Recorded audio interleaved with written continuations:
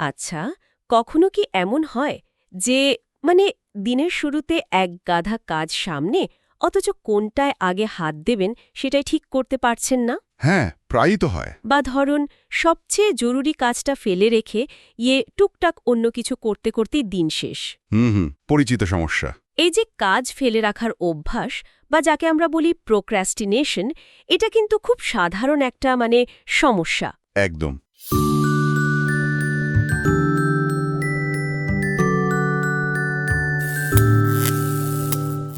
আজ আমরা ব্রায়ান ট্রেসির বিখ্যাত বই ইট দ্যাট ফ্রগ থেকে কিছু দারুণ কৌশল নিয়ে কথা বলবো। এগুলো এই সমস্যা থেকে বেরিয়ে আসতে সাহায্য করতে পারে। হ্যাঁ, বইটা তো খুবই জনপ্রিয়, আর এর কৌশলগুলো বেশ কাজের। আমাদের উদ্দেশ্য হলো বইটার মূল নির্যাসটুকু সহজভাবে তুলে ধরা। ঠিক, এমন কিছু কৌশল যা শুধু প্রোডাক্টিভিটি বাড়াবে তাই নয়, কাজের প্রতি আমাদের পুরো দৃষ্টিভঙ্গিটাই হয়তো বদলে দিতে পারে। শুধু কি করতে হবে তা নয়, বরং কেন এটা কাজ করে সেটাও একটু বোঝার চেষ্টা করব আমরা। ঠিক তাই। আর আলোচনার শুরুতে মার্ক টুয়েনের সেই মজার কথাটা মনে পড়ছে। কোনটা? ব্যাঙ খাওয়ার ব্যাপারটা? হ্যাঁ, যদি সকালে উঠেই একটা জ্যান্ত ব্যাঙ খেতে হয়, সেটাই দিনের প্রথম কাজ হওয়া উচিত। হা হা হা, হ্যাঁ। তাহলে বাকি দিনটা এইভাবে শান্তিতে কাটানো যায় যে সবচেয়ে খারাপটা তো হয়ে গেছে। ঠিক। এই ব্যাঙ খাওয়া ব্যাপারটা কি, আর এটা আমাদের কিভাবে সাহায্য করতে পারে, সেটাই আজ আমরা একটু খুঁটিয়ে দেখব। চলুন গভীরে যাওয়া যাক। চলুন। তাহলে এই ব্যাঙ খাওয়া মানেটা কি দাঁড়ালো? মার্ক টুয়েন তো মজা করে বলেছেন, কিন্তু ব্রায়ান ট্রেসি এটাকে প্রোডাক্টিভিটির একটা মূল সূত্র হিসেবে ব্যবহার করেছেন। দিনের সবচেয়ে কঠিন, সবচেয়ে অপছন্দের, কিন্তু সবচেয়ে গুরুত্বপূর্ণ কাজটাই হলো আমাদের ব্যাঙ, তাই না? ঠিক ধরেছেন। এটাই মূল আইডিয়া। যে কাজটা আমরা এড়িয়ে যেতে চাই, সেটাই দিনের শুরুতে করে ফেলার সাহস দেখানো। হুম। এটা একটা বেশ শক্তিশালী মানসিক চাল। কারণ আমাদের স্বাভাবিক প্রবণতা কি? কঠিন কাজগুলো পরে করব বলে ঠেলে রাখা। হ্যাঁ, পরে করব, কাল করব। একদম। এই বইয়ের প্রথম নিয়মটাই হলো, যদি দুটো ব্যাঙ খাওয়ার থাকে, তবে যেটা দেখতে বেশি বিশ্রী সেটা আগে খান। নিয়ম, ব্যাঙটাকে বেশিক্ষণ চোখের সামনে রেখে লাভ নেই, খেয়ে ফেলুন। হ্যাঁ হ্যাঁ, কাজটা নিয়ে বেশি সাত-পাঁচ না ভেবে শুরু করে দিতে হবে। শুরু করে দিন, অ্যাকশনে নামুন। কিন্তু শুধু সাহস করে শুরু করলেই তো হবে না, কাজটা ঠিকভাবে শেষও তো করতে হবে। সেজন্য নিশ্চয়ই একটা ভালো পরিকল্পনার দরকার। অবশ্যই দরকার। ট্রেসি যেমন বলেছেন, কাগজে চিন্তা করুন। লক্ষ্যগুলো লিখে ফেলার উপর এত জোর কেন দেওয়া হয়েছে? কারণ অস্পষ্ট লক্ষ্য নিয়ে কাজ শুরু করা অনেকটা অন্ধকারে ঢিল ছড়ার মতো। আপনি কোথায় যাচ্ছেন সেটাই যদি না জানেন, পৌঁছাবেন কিভাবে? তা ঠিক। নেপোলিয়ন হিলও তো বলেছেন, নির্দিষ্ট লক্ষ্য আর সেটা পূরণের তীব্র আকাঙ্ক্ষা না থাকলে জেতা কঠিন। হুম। লক্ষ্য যখন স্পষ্ট আর লেখা থাকে, তখন সেটার শুধু ইচ্ছা থাকে না, একটা একটা গন্তব্যে পরিণত হয়। আচ্ছা। আর গবেষণাতেও দেখা গেছে জানেন, যারা লক্ষ্য লিখে রাখেন তারা অন্যদের চেয়ে অনেক বেশি সফল হন। সত্যি? এর কারণ কি হতে পারে? সম্ভবত লেখাটা আমাদের চিন্তাকে পরিষ্কার করে, আর নিজের কাছে একটা একটা কমিটমেন্ট তৈরি হয়। তার শুধু মনে মনে ভাবলেই চলবে না, লিখতেও হবে। বইটাতে কি কোনো নির্দিষ্ট পদ্ধতি বলা আছে লক্ষ্য ঠিক করার জন্য? কিভাবে লিখব? হ্যাঁ, একটা ৭ ধাপের পদ্ধতির কথা বলা হয়েছে। বেশ কাজের পদ্ধতি। বলুন তো। ১. ঠিক কী চান সেটা স্থির করুন, একেবারে স্পষ্ট করে, কোনো ধোঁয়াশা রাখা যাবে না। আচ্ছা। ২. সেটা কাগজে লিখুন, বিস্তারিতভাবে। ওকে। ৩. একটা ডেডলাইন ঠিক করুন। এটা খুব জরুরি। ডেডলাইন না থাকলে কাজটা অসীমকাল ধরে চলতে পারে। ঠিক। প্রয়োজনে বড় লক্ষ্যকে ছোট ছোট ডেডলাইন দিয়ে ভাগ করে নিন। মাইলস্টোনের মতো। হ্যাঁ, অনেকটা তাই। ৪. লক্ষ্যে পৌঁছাতে যা যা করতে হবে তার একটা পূর্ণাঙ্গ তালিকা বানান। কোনো কিছুই যেন বাদ না যায়। সব স্টেপস। সব স্টেপস। ৫. তালিকাটাকে সাজিয়ে একটা অ্যাকশন প্ল্যান তৈরি করুন। কোনটা আগে, কোনটা পরে, কোনটা বেশি গুরুত্বপূর্ণ। প্রায়োরিটি সেট করা। Planning stage. হ্যাঁ। ৬. প্ল্যান অনুযায়ী সঙ্গে সঙ্গে কাজ শুরু করুন। প্রথম পদক্ষেপটা নেওয়া খুব জরুরি, গড়িমসি না করে। Immediate action. আর ৭. সবচেয়ে গুরুত্বপূর্ণ ধাপ, প্রতিদিন কিছু না কিছু করুন যা আপনাকে লক্ষ্যের দিকে এক পা হলেও এগিয়ে নিয়ে যাবে। এই ধারাবাহিকতাই সাফল্যের চাবিকাঠি। দারুণ। এটা তো খুব গোছানো পদ্ধতি। লক্ষ্য তো ঠিক হলো, কিন্তু প্রতিদিনের কাজের চাপ সামলাতে এই পরিকল্পনা কতটা সাহায্য করে? প্রায় শুনি পরিকল্পনার কথা, কিন্তু অনেকেই তো সেটা করে উঠতে পারে না।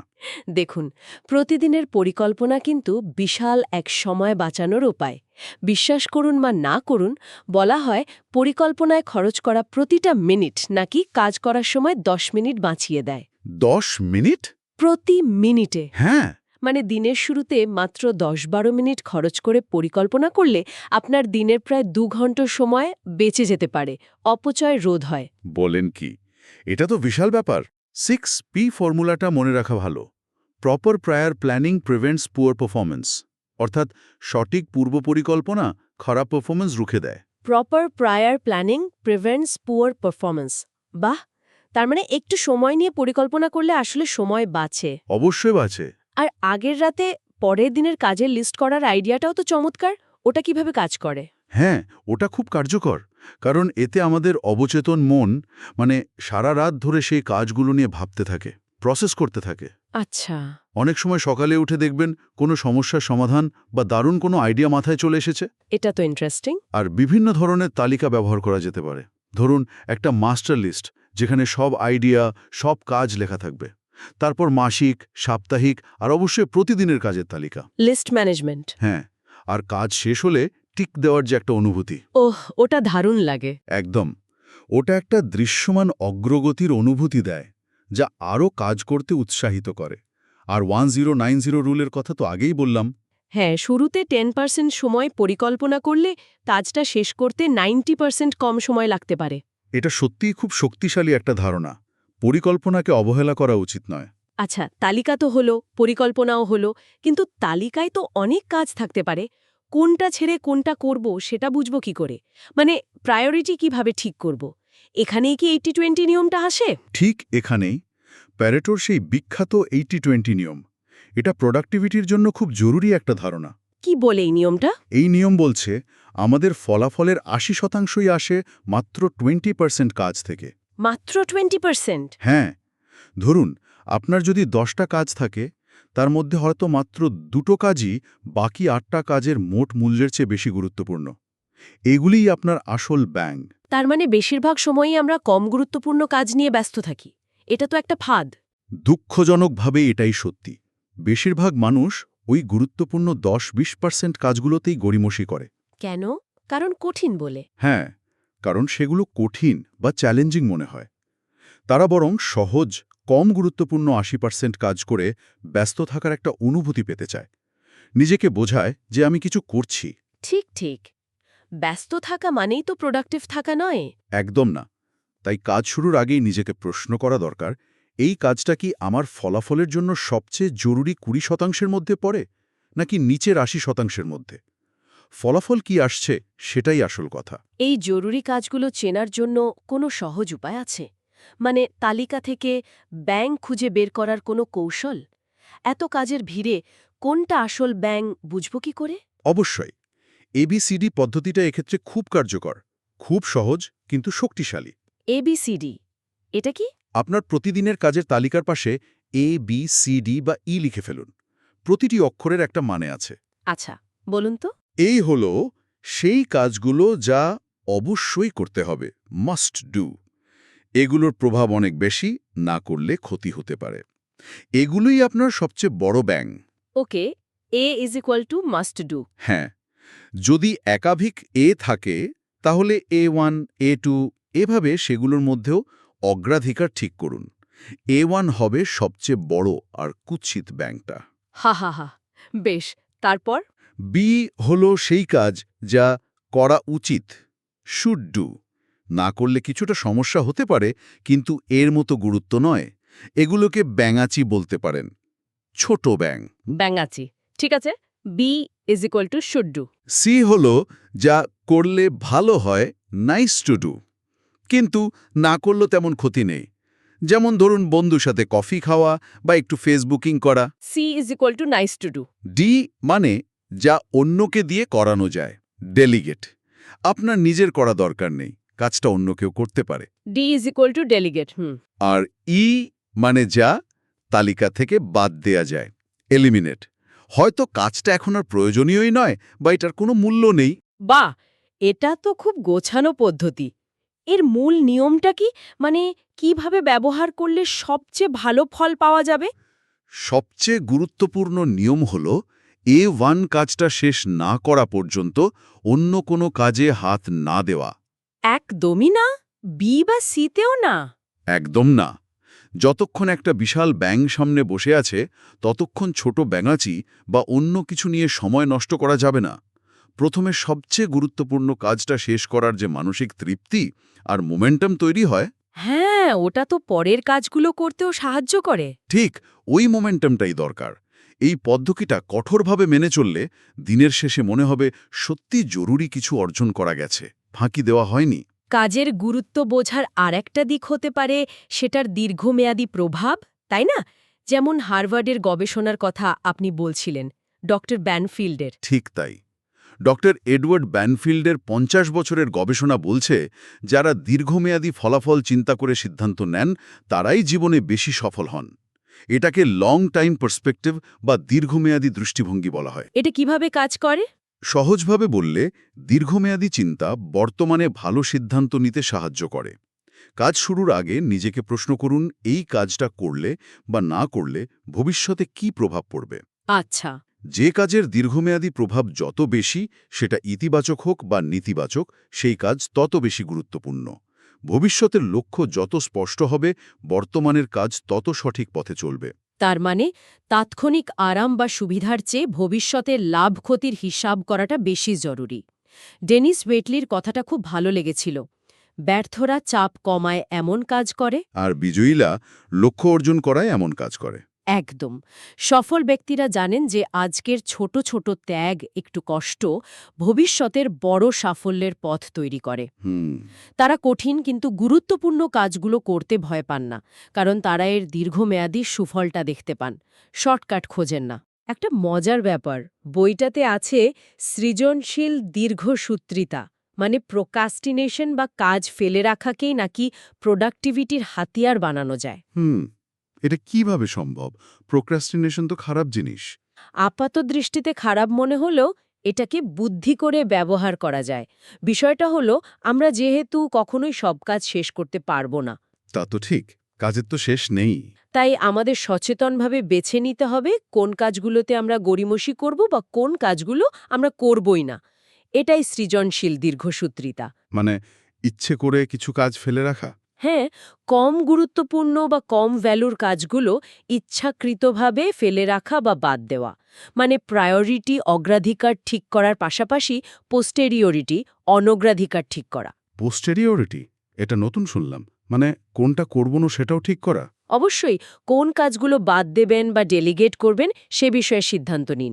টাইম ম্যানেজমেন্টে না বলতে পারা একটা একটা সুপার পাওয়ার বলতে পারেন। না বলতে পারা, হ্যাঁ।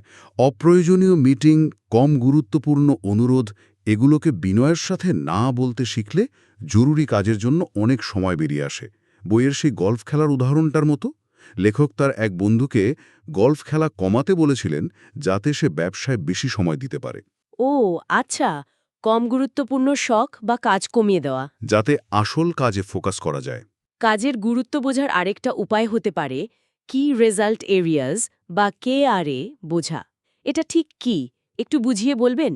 কেআরএ হল আপনার কাজের সেই মূল ক্ষেত্রগুলো যেগুলোর ফলাফলের জন্যই আপনাকে মূলত মূল্যায়ন করা হয় বা মানে বেতন দেওয়া হয়। আমার জব রেসপন্সিবিলিটির মূল জায়গাগুলো। হ্যাঁ, নিজেকে প্রশ্ন করুন, আমাকে ঠিক কোন ফলাফলগুলো অর্জনের জন্য রাখা হয়েছে। প্রতিটি পদের সাধারণত ৫ থেকে ৭টা কেআরএ থাকে। যেমন একজন বিক্রয় কর্মীর জন্য হয়তো লিড জেনারেট করা, প্রেজেন্টেশন দেওয়া, আপত্তি সামলানো, ক্লোজ করা এবং ফলো আপ করা, এগুলো কেআরএ হতে পারে। একজন ম্যানেজারের জন্য হয়তো পরিকল্পনা, সংগঠন, নিয়োগ, ডেলিগেশন, সুপারভিশন, পরিমাপ, রিপোর্টিং। বুঝলাম। এই KRA-গুলো জানার পর কি করতে হবে? প্রথমত, আপনার কেআরএগুলো চিহ্নিত করুন। দরকার হলে আপনার ম্যানেজারের সাথে কথা বলুন, নিশ্চিত হন। দ্বিতীয়ত, প্রতিটি কেআরএতে নিজের পারফরম্যান্সকে ১ থেকে ১০ স্কেলে মূল্যায়ন করুন। মানে নিজেকে নম্বর দিন। Self assessment. হ্যাঁ, আপনি কোনটাতে ভালো, কোনটাতে দুর্বল, সেটা খুঁজে বের করুন। মজার ব্যাপার হলো আপনার সবচেয়ে দুর্বল কেয়ারেটাই আপনার সামগ্রিক পারফরম্যান্সকে আটকে রাখে, শেকলের সবচেয়ে দুর্বল হালকাটার মতো। আর মানুষ সাধারণত সেই কাজগুলোতেই বেশি গড়িমসি করে যেগুলোতে সে দুর্বল বা আত্মবিশ্বাসী নয়, তাই না? ঠিক তাই। যেটাতে ভালো লাগে না বা পারি না মনে হয় সেটা এড়িয়ে যেতে চাই। তার মানে দুর্বল জায়গাগুলো খুঁজে বের করে সেগুলোতে উন্নতি করলে প্রোক্রাস্টিনেশনও কমবে। একদম।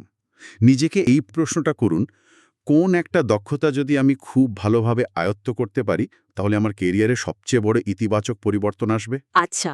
সেই দক্ষতাটা অর্জন করার জন্য লেগে পড়ুন, কারণ যে কাজে আপনি দক্ষ সে কাজ শুরু করতে ভয় লাগে না, বরং ভালো লাগে, আত্মবিশ্বাস আসে। আর এই যুগে তো স্কিল আপগ্রেড করাটা খুব জরুরি। সবকিছু কত দ্রুত বদলে যাচ্ছে। ঠিক, জ্ঞান ও দক্ষতা খুব দ্রুত পুরনো হয়ে যায়, তাই শেখাটা চালিয়ে যেতেই হবে। Never stop learning. দক্ষতা বাড়ানোর জন্য বইতে কি নির্দিষ্ট কোনো পরামর্শ আছে? কিভাবে স্কিল ডেভেলপ করব? 3টি মূল উপায়ের কথা বলা হয়েছে। 1. প্রতিদিন অন্তত 1 ঘন্টা নিজের ফিল্ড নিয়ে পড়াশোনা করা, বই, আর্টিকেল, রিপোর্ট যা পান। 1 ঘন্টা প্রতিদিন? হ্যাঁ। 2. দরকারি কোর্স বা সেমিনারে যোগ দেওয়া, অনলাইন বা অফলাইন। আর 3? 3. যাতায়াতের সময়টাকে কাজে লাগানো, শিক্ষামূলক অডিও শোনা, পডকাস্ট, অডিও বুক। মানে ডাউন টাইম ব্যবহার করা। ঠিক। ব্রায়ান ট্রেসির নিজের টাইপিং শেখার গল্পটা এখানে খুব প্রাসঙ্গিক। তিনি বুঝেছিলেন লেখক হতে গেলে দ্রুত টাইপ করা জরুরি, যদিও তিনি এটাতে দুর্বল ছিলেন। ওহ। তিনি কষ্ট করে শিখেছিলেন, আর এই একটা দক্ষতা তার বই লেখার গতি অনেক বাড়িয়ে দিয়েছিল। একটা ছোট স্কিল, কিন্তু বিশাল প্রভাব। নিজের ওপর একটা স্বাস্থ্যকর চাপ তৈরি করার কথাও বলা হয়েছে, তাই না? অন্যের চাপের অপেক্ষায় না থেকে। হ্যাঁ, সফল ব্যক্তিরা নিজেরাই নিজেদের জন্য ডেডলাইন তৈরি করেন, উচ্চ মান নির্ধারণ করেন, তারা প্রোঅ্যাক্টিভ থাকেন। এটা কিভাবে সাহায্য করে? ভাবুন, আপনাকে কালকেই 1 মাসের জন্য শহরের বাইরে যেতে হচ্ছে। তাহলে আজ কোন কাজগুলো শেষ না করলেই নয়? ও, তাহলে তো শুধু সবচেয়ে জরুরিগুলোই করব। ঠিক, সেই জরুরি কাজগুলোতে ফোকাস করুন। সবসময় প্রত্যাশার চেয়ে একটু বেশি করার চেষ্টা করুন। এটা আত্মবিশ্বাস বাড়ায়, নিজেকে ভালো লাগে। কিন্তু শুধু চাপ নিলেই তো হবে না, কাজ করার জন্য শক্তিও তো লাগবে। এনার্জি ম্যানেজমেন্ট কতটা জরুরি? প্রায় তো ক্লান্ত লাগে। অত্যন্ত জরুরি। আমার মতে এটা অন্যতম প্রধান বিষয়। ক্লান্তি হল প্রোক্রাস্টিনেশনের সবচেয়ে বড় বন্ধুদের একজন। ঠিক, ক্লান্ত থাকলে কিছুই করতে ইচ্ছা করে না। শরীর আর মন সতেজ না থাকলে কোনো কঠিন কাজে হাত দিতে ইচ্ছা করে না। তাই পর্যাপ্ত ঘুম খুব দরকারি, রাতে 7-8 ঘন্টা। ঘুমটা খুব জরুরি। অবশ্যই। সাথে স্বাস্থ্যকর খাবার, কম চিনি, কম প্রসেসড ফুড, বেশি প্রোটিন, ফল, সবজি, আর নিয়মিত ব্যায়াম, সপ্তাহে অন্তত 200 মিনিট বা 3-4 দিন। ব্যায়ামও? হ্যাঁ, ব্যায়াম শক্তি বাড়ায়, মন ভালো রাখে, আর সপ্তাহে একটা দিন পুরোপুরি বিশ্রাম নেওয়া, কাজ থেকে দূরে থাকাটাও জরুরি, রিচার্জ করার জন্য। Recharge button? একটানা অনেকক্ষণ কাজ না করে মাঝে মাঝে ছোট বিরতি নেওয়াও প্রোডাক্টিভিটি বাড়ায়, পোমোডোরো টেকনিকের মতো। নিজেকে মোটিভেটেড রাখা, নিজের চিয়ার লিডার হওয়ার কথাও তো বলা হয়েছে, মানে সেলফ টকের মাধ্যমে। হ্যাঁ, পজিটিভ সেলফ টক, নিজের সাথে ইতিবাচক কথা বলা, নিজের ক্ষমতা নিয়ে আশাবাদী থাকাটা খুব শক্তিশালী একটা ব্যাপার। আশাবাদী থাকা? হ্যাঁ, মার্টিন সেলিগম্যানের গবেষণা দেখিয়েছে আশাবাদীরা জীবনে বেশি সফল ও সুখী হন। তারা কি করেন? তারা সাধারণত 3টি কাজ করেন। 1. প্রতিটি পরিস্থিতিতে ভালো কিছু খোঁজেন। 2. প্রতিটি সমস্যা বা ব্যর্থতা থেকে শেখার চেষ্টা করেন। 3. প্রতিটি সমস্যার সমাধানের দিকে মনোযোগ দেন, অভিযোগ বা দোষারোপের পরিবর্তে। আমি পারব, আমি এটা করতে পারি, এই বিশ্বাসটা কঠিন কাজ শুরু করার সাহস দেয়। আর এই যুগে প্রযুক্তির ভালো মন্দ দুটো দিকই আছে। নোটিফিকেশন, ইমেল, সোশ্যাল মিডিয়া, এগুলো তো মনোযোগের 12টা বাজিয়ে দেয়। এগুলোর ফাঁদ থেকে বাঁচব কি করে? ঠিক তাই। প্রযুক্তিকে নিয়ন্ত্রণ করতে না পারলে এটা আমাদের সময়ের বিশাল অংশ খেয়ে ফেলে, আমাদের মনোযোগ ছিনিয়ে নেয়। বইটাতে পরামর্শ দেওয়া হয়েছে প্রযুক্তি ব্যবহারের ক্ষেত্রে সচেতন হতে হবে। দিনের নির্দিষ্ট কিছু সময় সব ডিভাইস থেকে দূরে থাকার অভ্যাস করা, একটা নীরব এলাকা বা জোন অফ সাইলেন্স তৈরি করা। সব বন্ধ করে? হ্যাঁ, কিছুক্ষণের জন্য, হয়তো সকালের প্রথম 1 ঘন্টা বা কাজের গুরুত্বপূর্ণ সময়। অপ্রয়োজনীয় ইমেল চেক করা বা সব মেসেজের সঙ্গে সঙ্গে উত্তর দেওয়ার চাপ থেকে নিজেকে মুক্ত করা দরকার। ইমেল তো একটা বড় সমস্যা। হয়তো 80% ইমেল ডিলিট করলেও চলে বা পরে দেখলেও হয়। প্রযুক্তিকে আমাদের সেবক বানানো উচিত, প্রভু নয়। একে আমাদের উপকারে ব্যবহার করতে হবে। এর দ্বারা নিয়ন্ত্রিত হওয়া চলবে না। অনেক সময় কাজটা এত বড় মনে হয় যে শুরু করতেই সাহস হয় না, মনে হয় পাহাড় সমান কাজ। এটাকে ছোট করার কোনো কৌশল আছে? অবশ্যই, বড় কাজ দেখলে ভয় লাগাটা স্বাভাবিক। এর সমাধান হলো কাজটিকে ছোট ছোট ম্যানেজেবল অংশে ভাগ করে নেওয়া। কিভাবে? দুটো মজার পদ্ধতির কথা বলা হয়েছে। একটা হলো সালামি স্লাইস পদ্ধতি। সালামি স্লাইস? হ্যাঁ, পুরো সালামি সসেজটা একবারে খাওয়ার কথা না ভেবে শুধু একটা পাতলা স্লাইস কাটার মতো কাজের একটা ছোট্ট অংশ করার সিদ্ধান্ত নিন, শুধু প্রথম অংশটা। আচ্ছা, শুধু একটা স্লাইস। আর দ্বিতীয়টা? দ্বিতীয়টা হলো সুইস চিজ পদ্ধতি। একটা সুইস চিজের গায়ে যেমন ছোট ছোট গর্ত থাকে, সেভাবে কাজের মধ্যে মাত্র ৫-১০ মিনিটের জন্য ঢুকে পড়ুন। একটা ছোট্ট ছিদ্র তৈরি করুন। মানে অল্প একটু শুরু করা। হ্যাঁ, শুধু ৫ মিনিটের জন্য কাজটা করুন। এই ছোট ছোট পদক্ষেপ নেওয়ার সুবিধাটা কি? এতে কি কাজ এগোয়? সুবিধা হলো এটা শুরু করা জড়তা কাটিয়ে দেয়। সবচেয়ে কঠিন হলো শুরু করাটা। একবার শুরু করলে কাজটা শেষ করার একটা ইম্পালস বা তাগিদ তৈরি হয়, আর্জ টু কমপ্লিশন। মোমেন্টাম তৈরি হয়। ঠিক, অল্প অল্প করে এগোলে আত্মবিশ্বাস বাড়ে যে পুরো কাজটাও শেষ করা সম্ভব। এছাড়া গুরুত্বপূর্ণ কাজের জন্য ক্যালেন্ডারের নির্দিষ্ট সময় ব্লক করে রাখা, মানে টাইম ব্লকিং, খুব কার্যকর। Time blocking? হ্যাঁ, যেমন সকাল ৯টা থেকে 10টা পর্যন্ত আমি শুধু এই A1 কাজটা করব, আর কিছু না। ফোন সাইলেন্ট, নোটিফিকেশন বন্ধ। ওই সময়টা শুধু ওই কাজের জন্য উৎসর্গীকৃত। Focused work. একদম। সব শেষে কাজের মধ্যে একটা গতির ব্যাপার আছে, তাই না? একটা জরুরিতার বোধ বা সেন্স অফ আর্জেন্সি। এটা কি? হ্যাঁ, উচ্চ পারফর্মারদের মধ্যে এটা দেখা যায়। তারা কাজ ফেলে রাখেন না, দ্রুত শুরু করেন এবং শেষ করার জন্য, মানে একটা তাড়াহুড়ো বা গতি বজায় রাখেন।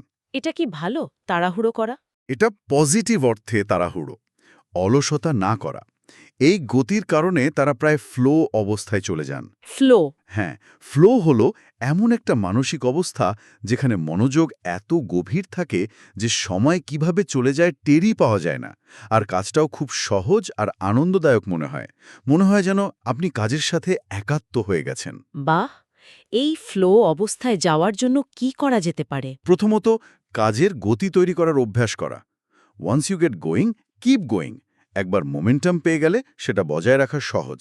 এখনই করো, এখনই করো, এই কথাটা মনে মনে বললে কাজ শুরু করতে সাহায্য হয়। ডু ইট নাও।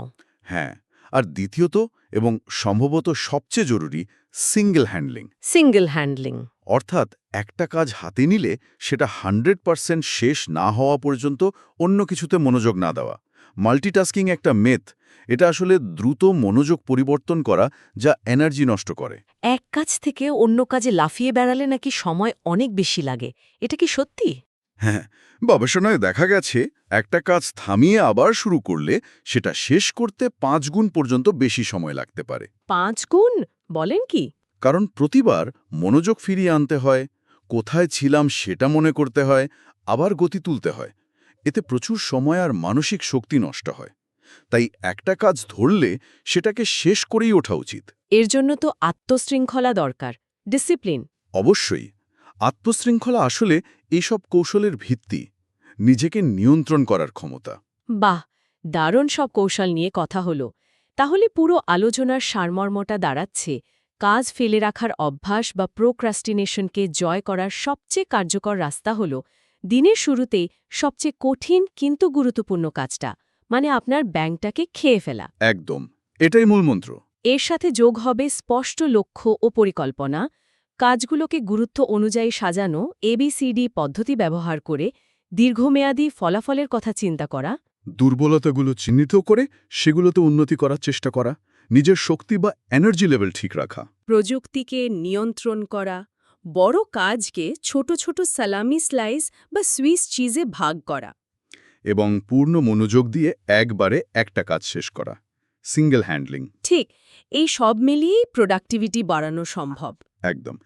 এই কৌশলগুলো শুধু কিছু নিয়মকানুন নয়, এগুলো আসলে নিজের সময় এবং জীবনের উপর নিয়ন্ত্রণ ফিরিয়ে আনার উপায়, আত্মবিশ্বাস বাড়ানোর এবং নিজের সেরাটা দেওয়ার পথ, দিন শেষে একটা অর্জনের অনুভূতি নিয়ে ঘুমোতে যাওয়ার উপায়। খুবই সত্যি কথা। আলোচনা শেষ করার আগে একটা প্রশ্ন রেখে যাই আমাদের শ্রোতাদের জন্য।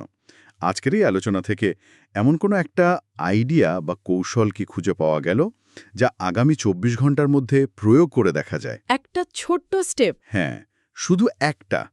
একটু ভাবুন তো, আপনার আগামীকালের সকালের প্রথম ব্যাঙ কোনটা হতে পারে? সেটাকে চিহ্নিত করে ফেলুন। আর কাল সকালেই না হয় খেয়ে ফেলুন। একদম। শুরুটা করুন। দেখবেন ভালো লাগবে।